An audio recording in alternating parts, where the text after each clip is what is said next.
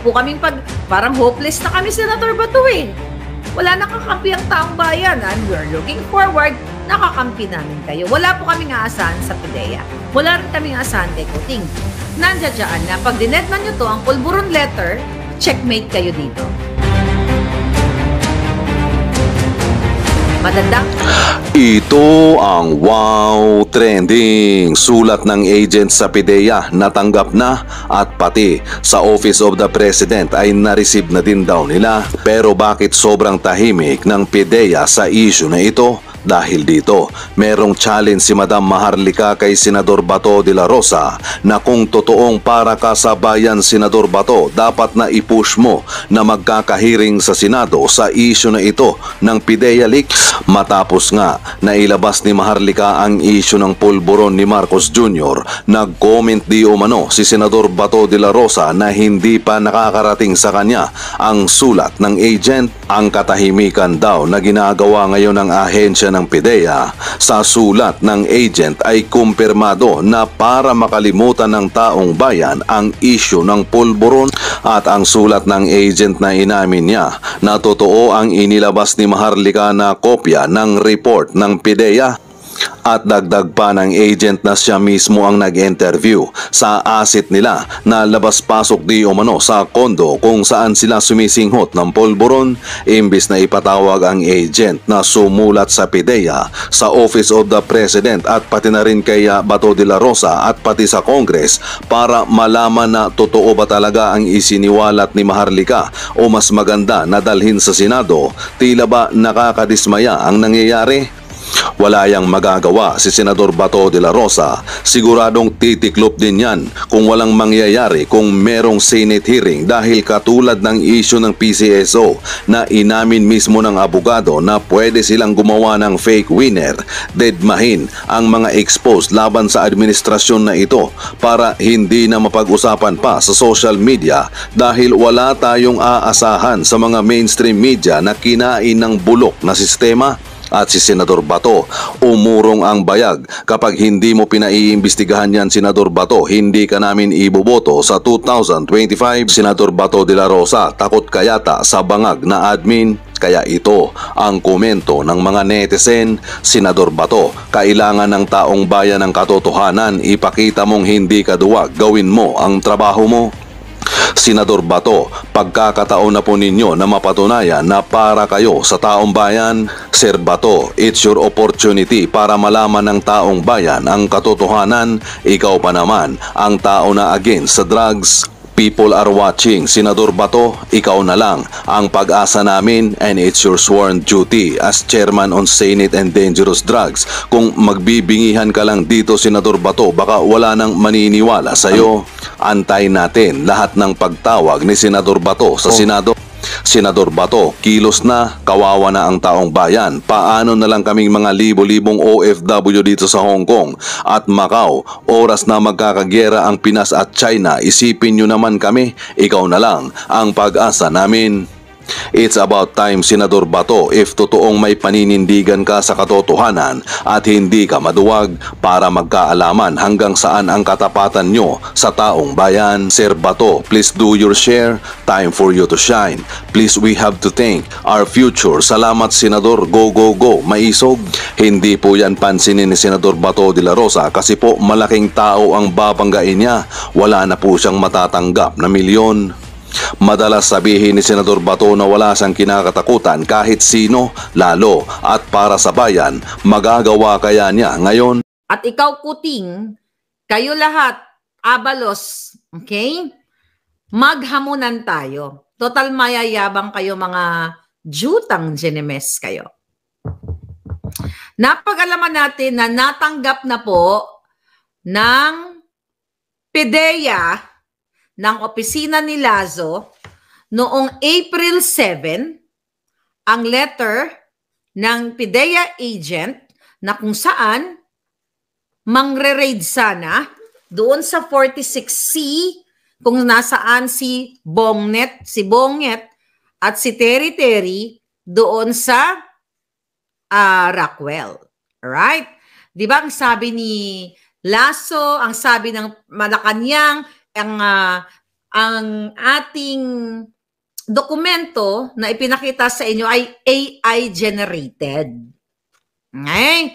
At gusto pa nga ng patay gutom na kiss as kay Lisa ay pakasuhan daw si Marlica dahil naglabas ng AI generated. Then kagabi, sa maihakbang ng maisog, nagsalita ang Pangulong Duterte na what? Nakita niyo yung dokumento na yan. At una ko ang pinasabog dyan, the reason why hindi na karay-karay yan si Marcos Jr., balikan muna natin ng 2022 para maalala ninyo. Di ba nung eleksyon, sinasabi ni Pangulong Duterte na may isang presidensyable na sumisinghot. Alright? At sinabi niya, nandoon nga yan sa listahan ng polburon nung siya ay presidente. Mayor pa actually, ang sinabi niya, nakita niya yan. At napag-alaman ko sa ating source din na si Senator Amy ay nagmakaawa at lumuhod sa gobyerno ng Pangulong Duterte na wag nang pangalanan ang kanyang kapatid kasi nakaraan naman na yun. Kasi nga, di ba, 2012, pero hindi lingid sa kaalaman natin ay patuloy pa lang pagpupulburon test. Now, balik tayo dito sa dokumentong operation, pre-op. Okay? Pre-op at yung authority to operate. Hinahamon-hamon kita, Lazo.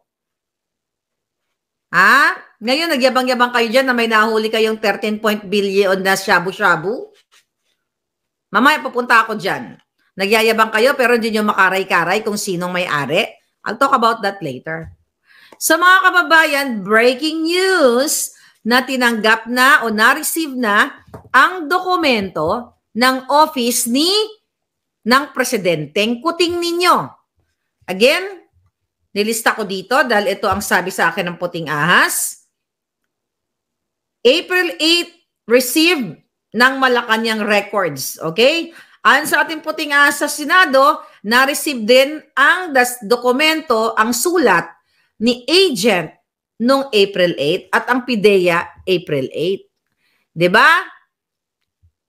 Nung una natin nilabas ang dokumento, sabi ni Lazo AI generated.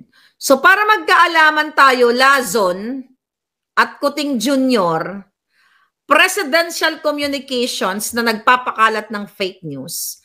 Bakit? Kayo mainstream media na alam kong kayo ay mga walang betlo, walang paninindigan o may mga personal lang ang mga eksena ninyo. I challenge all of you.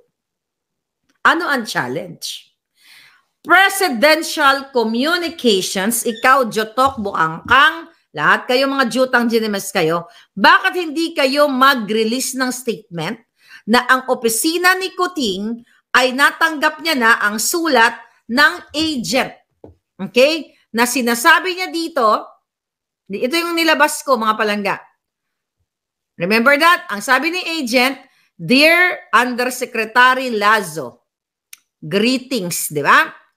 The undersigned former investigation agent is formally submitting himself to shed light on his alleged participation in the so-called PIDEA leaks concerning the documents presented by a certain Maharlika, a political blogger, which this agency immediately debunks. Some, di ba? Kasi dinibang kagad ni Lazo at ng Malacanang, tinawagan si Tribune, natanggalin nyo yan kasi AI generated yan. Pero ngayon, di ba, ikaw Lazo, dahil nga sumulat itong agent sa kanila, noong April 7 of 2024, actually na-receive ng PIDEA right away yung sulat. The day na pinorward sa kanila, itong letter ng agent na to, na-receive nila. Tuloy ko lang yung pagbasa. By a certain Maharlika, sana yon, a political blogger, which this agency immediately debunks. Dinibang kaagad na AI generated daw mga yawa. Some of my former PIDEA colleagues warned me of the possible consequences of Maharlika's expose. The undersigned has no participation in any manner and does not know how the said person acquired it. Please be informed that immediately upon his reassignment from IIS to the RONCR and up to his termination in November 2013, he had no access to all case folders containing classified information stored and kept at the Intelligence and Investigation Service. Kasi hindi ko naman kilala itong taong ito. Okay? Meron lang kasing may hawak nitong pinakita nating dokumento na nag-leak na ito sa pangkalawakan, di ba? Parang si Scheider lang. So ngayon, sa sobrang kabubuhan at kasinungalingan ni Lasso at ng Presidential Communications, gusto nilang palabasin akong fake news. Pero sila ang fake news dahil sumulat na mismo ang investigating agent sa kanila at na-receive nila na pinatotohanan ni agent na siya ang naka-undersigned at siya talaga ang dapat magre-raid kay Marcos Jr. at kay Terry doon sa 46C sa condominium sa Rockwell para sanang nagkaalaman na at na-check yung mga residue ng favorite ni Kuting na pulburon. So it just so happened na nung time na yon, ng panahon ni Noynoy, ay mag-loafer o magkasama sa mag-partner si Ochoa sa law office ni Liza. Kaya nga most Marcos, Ochoa, Serapio Tan. So, sino-sinong kasabwat doon ni Ochoa? Si Serapio, si Tan, si Marcos o si Lisa Marcos. So, ngayon mga kababayan, kailangan niyong malaman bakit wala ngayong press release ang Malacanang kung sila ay para sa katotohanan, para talaga malaman na si Maharlika ay nagsasabi ng katotohanan, jutang ginemes ninyo, ilabas na ninyo sa media na natanggap niyo ang sulat. And I challenge Senator Bato.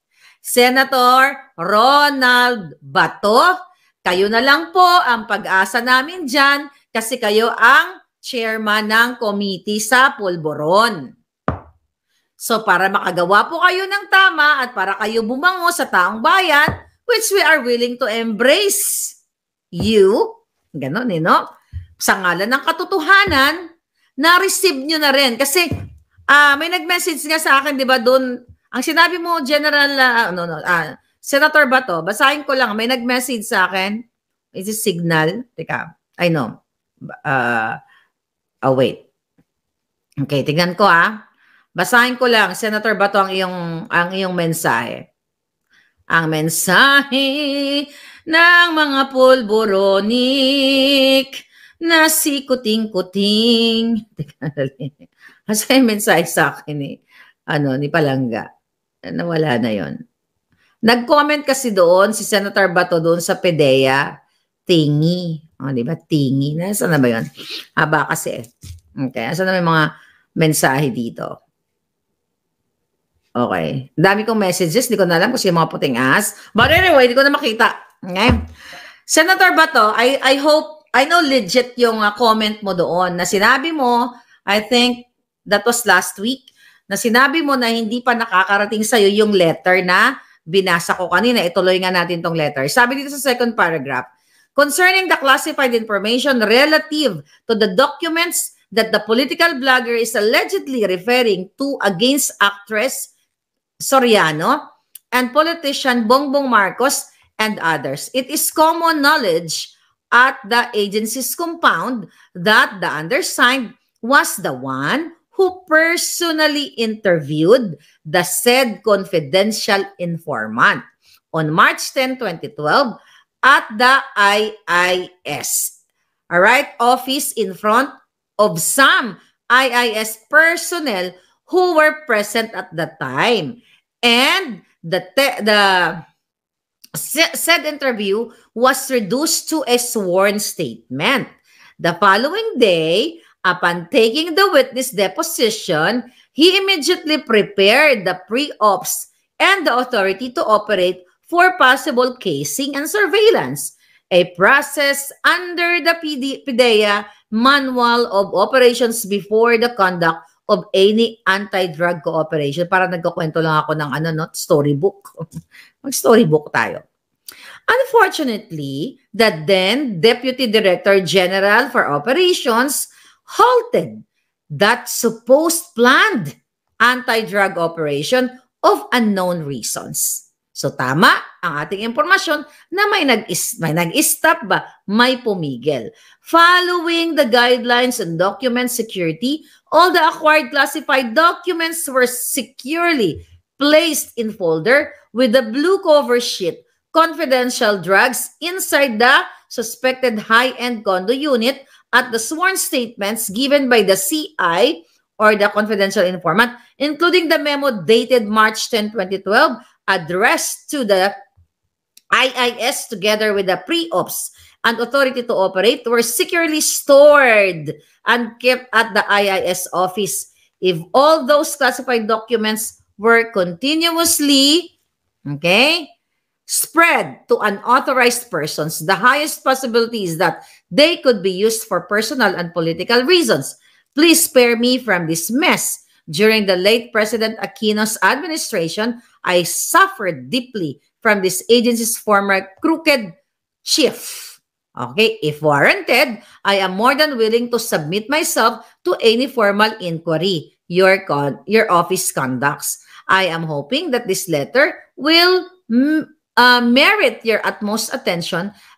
Thank you and God bless. CC, Office of the President, Senate on Public Order and Dangerous Drugs, and House Committee on Public Order and Dangerous Drugs. Hindi pa ako naka-receive ng information coming from the Congress. Mabagal kasi yung puting ahas na din sa Congress.